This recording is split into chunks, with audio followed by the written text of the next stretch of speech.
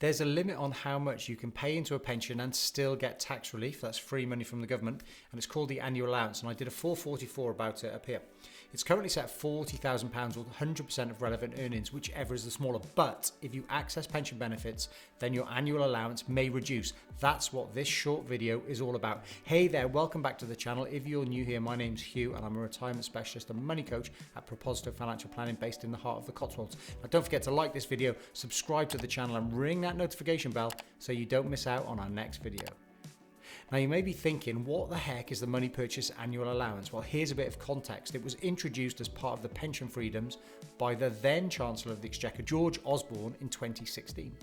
He thought that one of the dangers in introducing something like a pension freedoms was that people would access their pension funds, take their tax-free cash, take some income out to buy a car, amazing holiday, extension or new kitchen, whatever the purpose may be, and then not actually retire, continue to work, and then continue to fund their pensions on an ongoing basis, and continue to trouser big chunks of tax relief along the way. The government didn't want that, so they introduced the Money Purchase Annual Allowance.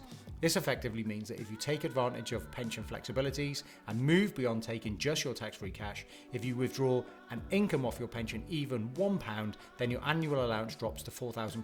Now here's an example to illustrate the point.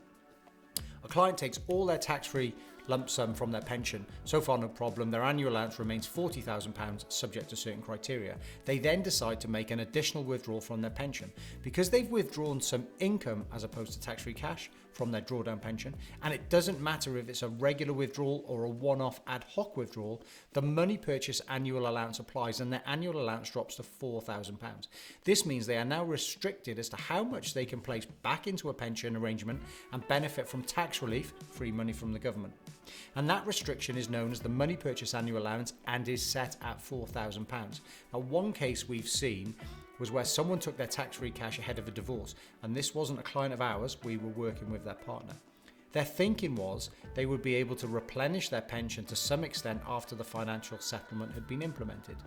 It was later suggested to them, not by us by the way, that they use a pension drawdown withdrawal to cover their legal fees. And in doing this, the Money Purchase Annual Allowance applies and their annual allowance immediately dropped from £40,000 to £4,000, and any chance of replenishing their pension in any meaningful way for them went up in smoke.